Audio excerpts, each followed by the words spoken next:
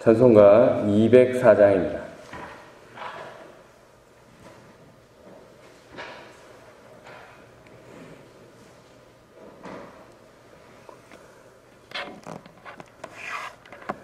주의 말씀 듣고서 준행하는 자는 반석 위에 터닫고 집을 지은 같아. 비가 오고 물 나며 바람 부딪혀도 반석 위에 세운 집 무너지지 않네. 잘 짓고 잘 짓세 우리 집 잘 짓세. 만세 반석 위에다 우리 집 잘 짓세. 주의 말씀 듣고도 행치 않는 자는 모래 위에 터닫고 집을 지은 같아.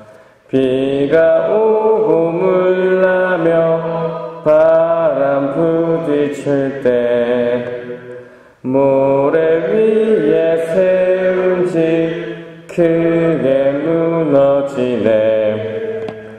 잘 짓고 잘 짓세 우리 집 잘 짓세. 만세 반석 위에다 우리 집 잘 짓세.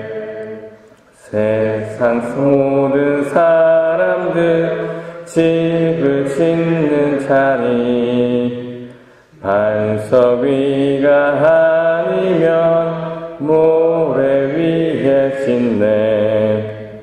우리 구주 오셔서 지은 상을 줄 때 세운 공로 따라서 영영 상벌 주리. 잘 짓고 잘 짓세 우리 집 잘 짓세. 만세 반석 위에다 우리 집 잘 짓세. 아멘. 하나님 감사합니다. 지난 밤도 우리의 호흡을 또 지켜주시고 오늘도 이 자리에 나와서 하나님께 우리의 마음을 또 입술로 또 몸으로 표현하게 하심을 너무나 감사드립니다. 오늘도 주신 연장하신 이 하루 우리가 주어진 자리에서 하나님의 호흡으로 또 하나님의 주신 그 생명을 기억하며 또 하루를 은혜로 살아내는 귀한 하루 될 수 있도록 인도하여 주시옵소서. 감사합니다. 예수님의 이름으로 기도드립니다. 아멘. 오늘 우리에게 주신 하나님의 말씀 잠언입니다. 잠언 13장 1절에서부터 13절까지 말씀입니다.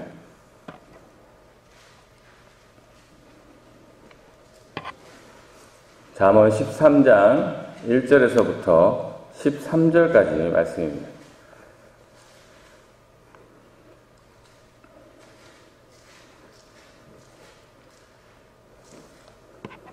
제가 봉독해 드리겠습니다.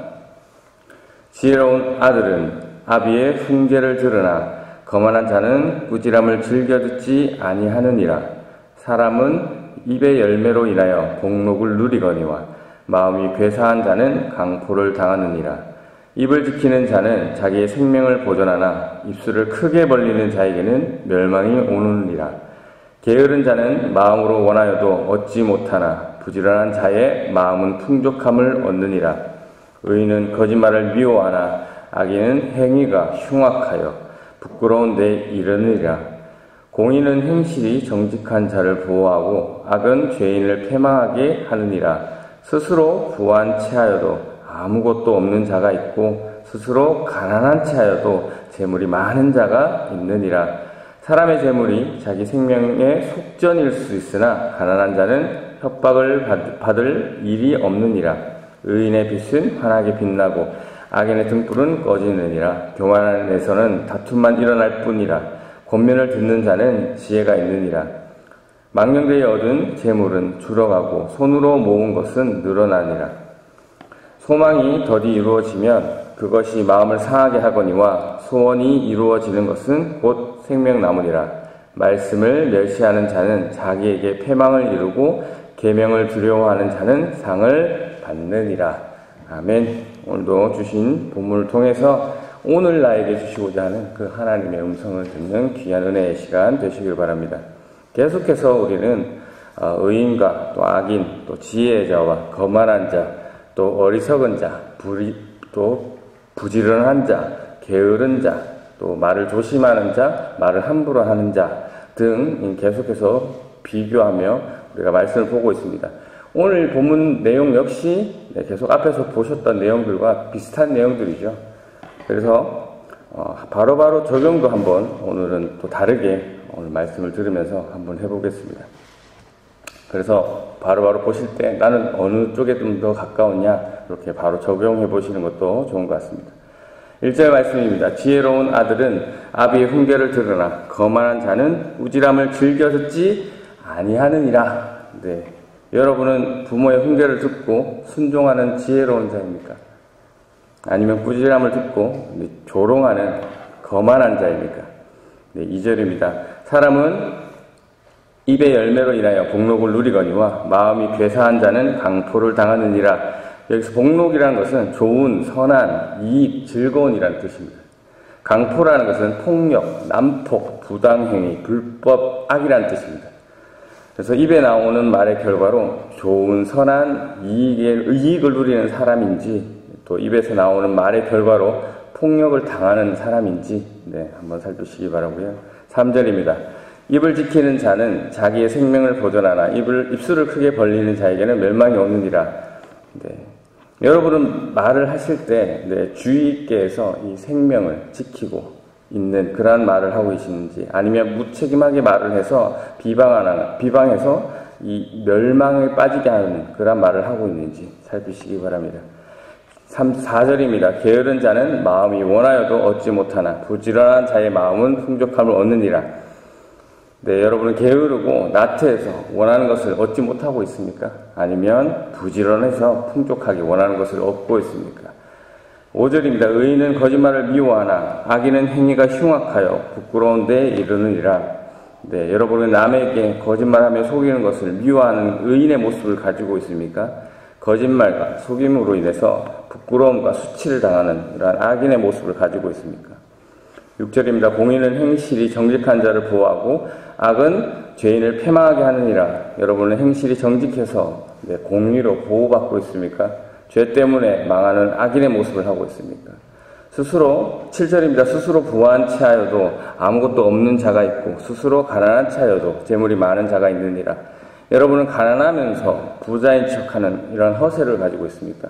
아니면 부자이면서 자신을 낮추는 이런 겸손한 자의 모습을 갖고 있습니까? 8절입니다. 사람의 재물이 자기의 생명을 속전일 수 있으나 가난한 자는 협박받을 일이 없느니라. 속전이란 단어는 몸값, 또 속전, 뇌물이란 뜻으로 부정적인 의미로 사용되었습니다. 그래서 여기에 재물에 대해서는 부정적으로 생명에 대한 값을 치른다라는 의미로 쓰여졌는데요. 부자가 자신의 재물로 자신의 생명을 일시적으로 구할 수는 있으나 가난한 자는 이 재물로 인한 협박은 받을 일이 없다라는 말씀입니다. 그러니까 재물을 많이 가지면 가질수록 재물 때문에 자신에게 다가올 위험이 크다라는 말씀이죠. 9절입니다. 의인의 빛은 환하게 빛나고 악인의 등불은 꺼지느니라. 의인에게서 나오는 빛은 끊임없이 계속 나오는 강한 빛을 의미합니다. 그리고 등불의 빛은 반대적으로 일시적이고 강하지 않는 언젠가는 꺼지는 그러한 빛을 이야기하죠. 그래서 의인은 내적, 외적 이 행실이 다른 사람들에게 계속해서 기쁨을 준다는 얘기고요. 또 반대로 악인은 얼마 가지 않아서 자신의 말과 행동으로 인해서 심판이 있을 것임을 말씀하는 내용입니다. 여러분의 내적, 외적 행실이 주위 사람들에게 어떻게 계속해서 기쁨을 주시는 그러한 행동들이십니까? 한번 살피시기 바랍니다. 10절입니다. 교만에서는 다툼이 일어날 뿐이라 권면을 듣는 자는 지혜가 있느니라. 이 번역에서는 빠졌는데 원문에서는 오직 확실히라는 의미가 가진 단어가 그 안에 들었습니다. 이 교만한 자의 행실은 오직 확실히 다툼만 일어나게 한다라는 것이고, 이 권면을 듣는 자는 다툼이 일어나지 않는 지혜가 있다라는 말씀입니다. 여러분이 있는 가정과 일터, 교회에서 여러분의 행실로 다툼이 일어나는지 아니면 여러분으로 인해서 그 다툼이 줄어드는지 살피시기 바랍니다. 11절 말씀입니다. 망령되이 얻은 재물은 줄어가고 손으로 모은 것은 늘어나니라. 부정하게 얻은 재물, 쉽게 얻은 재물은 줄어가고 또 합당한 방법으로 부지런하게 얻어지는 재물은 늘어난다 라는 말씀이죠. 노력 없이 쉽게 얻은 재물들은 쉽게 얻었기 때문에 우리가 가볍게 여기고 쓴다라는 것이고, 정직하게 노력해서 얻은 재물은 그 귀히 여겨서 모은다라는 말씀입니다. 여러분은 재물에 대해서 지금 어떻게 인식하고 있으며 어떻게 사용하고 계십니까?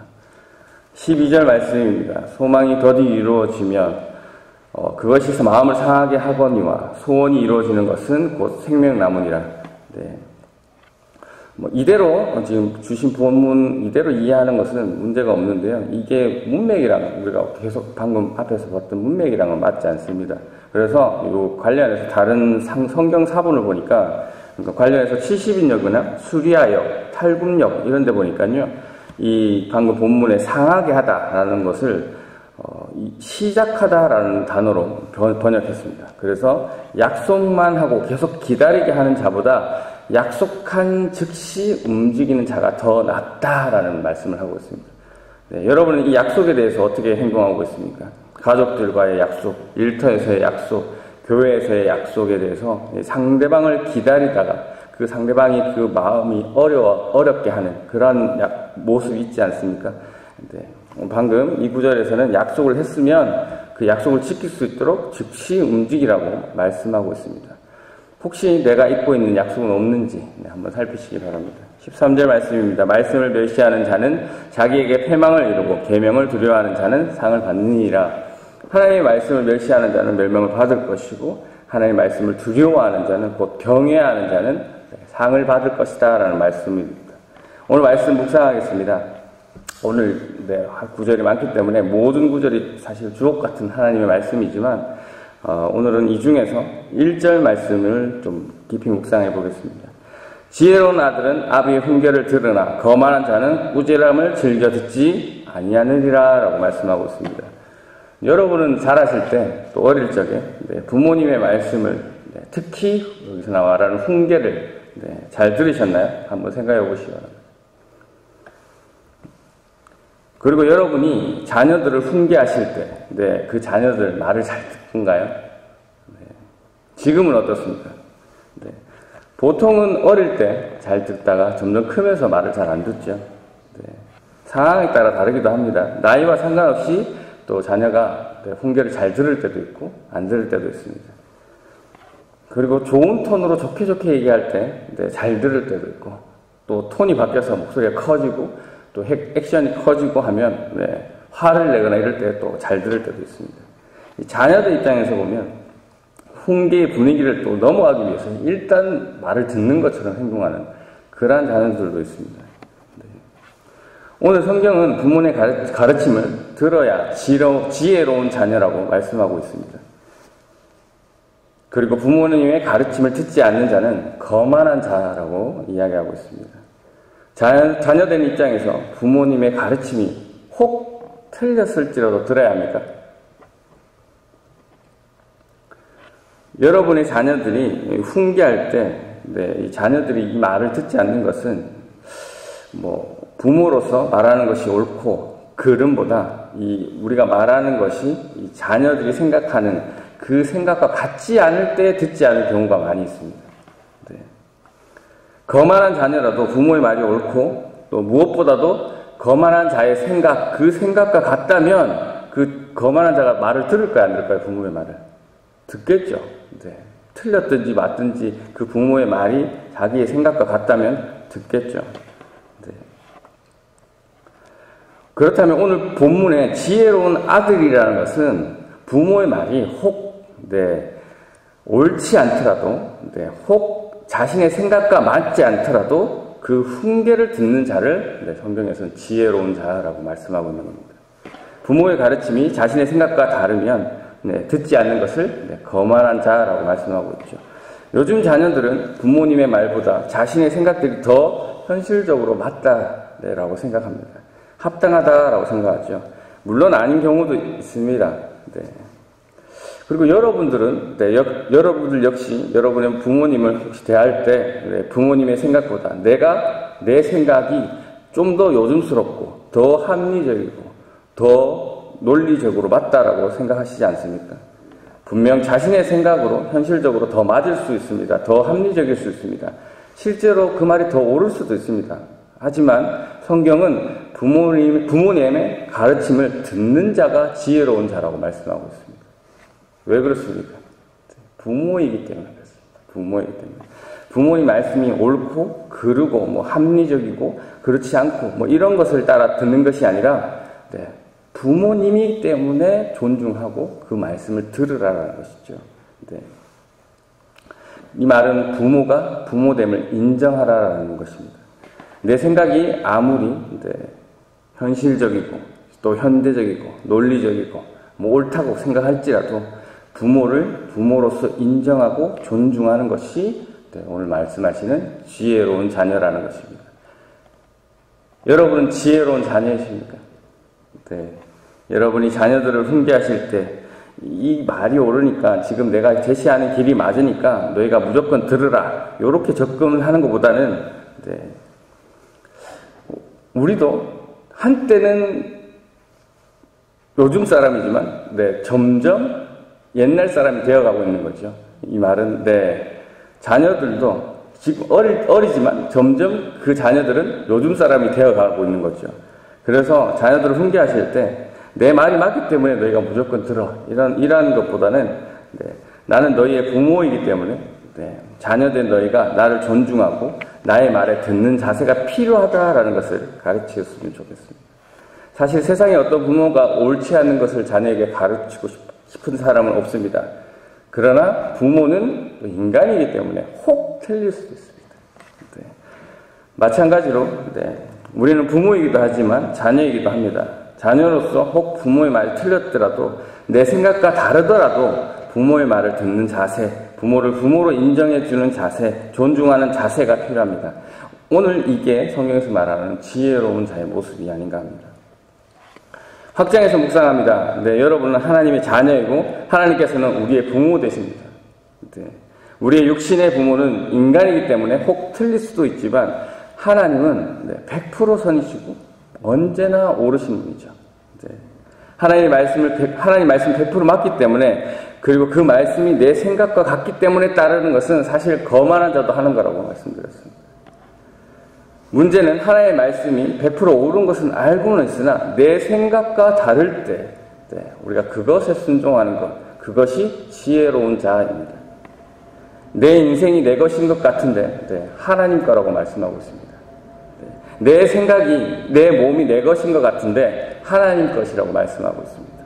내가 가진 물질이 내 것 같은데 하나님 것이다 라고 말씀하고 있습니다. 내가 낳은 자녀들이 내 것 같은데 하나님 것이라고 말씀하고 있죠. 이 세상을 지으신 분이 이 땅에 오시고 한낱 피조물에 불구하지 않는 나를 위해 죽으셨답니다. 우리의 생각으로는 우리의 머리로는 도저히 이해가 안 되고 이해할 수도 없는 일이지만 하나님이 하나님 되시기 때문에 우리가 믿고 존중하고 따르는 것입니다. 거만한 자는 하나님의 말씀이 옳든지 틀리든지 사실 중요치 않습니다. 자신의 생각과 하나님의 뜻이 맞지 않기 때문에 다르기 때문에 그리고 거만한 자는 자신의 생각이 더 맞다라고 생각하기 때문에 하나님의 말씀을 듣지 않습니다. 거만한 자는 자신의 인생이 자신의 것이라고 생각하고 살아갑니다. 내 인생이 내 것이라고 생각하고 살아가는 것. 즉 내가 주인 된 것. 성경은 원죄라고 말씀하고 있습니다. 여러분은 오늘 이 1절 말씀을 묵상한 것처럼 거만한 자의 모습입니까? 아니면 지혜로운 자의 모습입니까? 성경에 나와 있는 이 수많은 이 하나님의 모습을 우리가 따르고 있습니까? 아니면 따르지 못하고 있습니까? 하나님의 뜻을 사실 100% 따르는 사람은 이 세상에 아무도 없습니다. 네, 하지만 그렇다고 해서 인간은 안 돼 라고 해서 우리가 그것을 포기하는 것이 아니라 언제나 우리의 방향은 예수 그리스도의 닮은 모습으로 네, 그렇게 살아가려는 그러한 모습에 있음을 잊지 마시고 오늘도 이 주신 말씀 네, 나의 삶에 비춰서 또 예수님의 닮은 모습으로 그렇게 되돌아가기를 원하는 방향을 향하는 네, 하나님께서 인간을 처음 만드셨을 때 그 모습으로 돌아가길 원하는 저와 여러분이 되시기를 주님의 이름으로 축원합니다. 이 시간 함께 기도하실 때 오늘 주신 말씀을 묵상하실 때 네, 여러분에게 각자에게 주신 하나님 저는 오늘 지혜로운 자의 모습을 가지고 있는지 거만한 자의 모습을 가지고 있는지 한번 보게 하시고 거만한 자의 모습이라면 어떤 부분에서 지금 내가 연약하고 하나님 뜻은 알고 있으나 그렇게 행치 못하는 부분이 있지 않는지 살피고 네, 그리고 한우들을 위해서 또 엘리베이터 공사를 위해서 기도해 주시고 개인 기도하시고 돌아가도록 하겠습니다. 기도하겠습니다.